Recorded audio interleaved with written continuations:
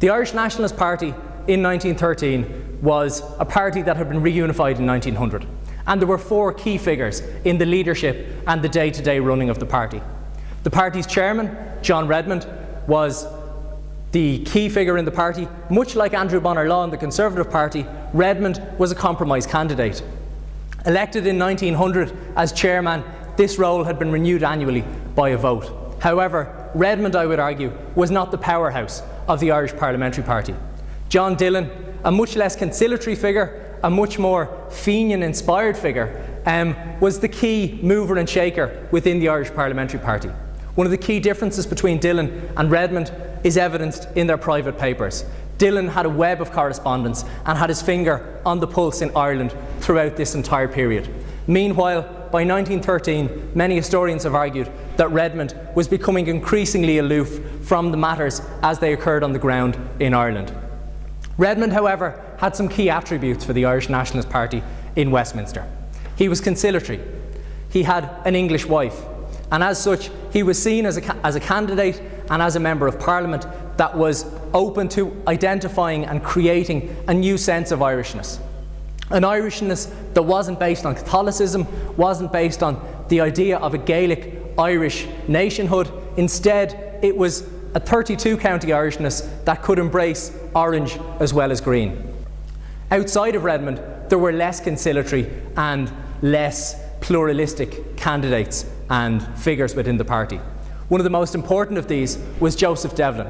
Not only was Joseph Devlin the only member of the Irish Parliamentary Party leadership to have been elevated after 1900, he was the protege to both Dillon and Redmond. He was seen as the new leader of the Irish Parliamentary Party. Secondly, Devlin introduced into the Irish Parliamentary Party an element of sectarianism that hadn't been in the party before that date. As MP for West Belfast, Devlin had grown up in difficult circumstances, beginning as working in a pub in Belfast city centre, and finally involving himself in a nationalist organisation.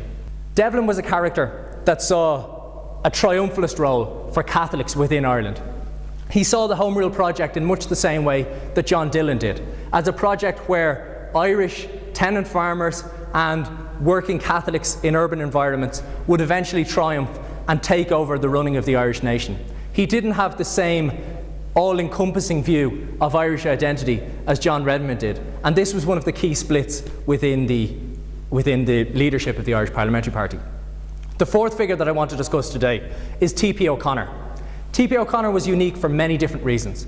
Not only was he the only Irish Parliamentary Party MP to be consistently elected for a constituency outside the island of Ireland, he was elected for the Liverpool Scotland division, he was also the Irish Parliamentary Party's key link into the Liberal Party. T.P. O'Connor was very close to Lloyd George. Indeed, as the First World War progressed, his colleagues noted that he was mesmerised by the genius of Lloyd George and became less reliable as a figure within the Irish Parliamentary Party. But in 1913, when discussions over partition, over the shape of the Home Rule Bill were going through Cabinet and also through Parliament, T.P. O'Connor was one of those key figures within the Irish Parliamentary Party that gave them an in with the British Cabinet.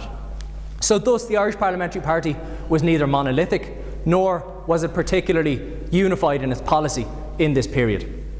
As such, as the Home Rule crisis progressed, it could be said that the Irish Parliamentary Party, no more than the British Cabinet, was making things up as they went along. And this is one of the key factors that we have to bear in mind when talking about the Third Home Rule Bill. It wasn't a planned campaign. Indeed, it was a series of unintended consequences.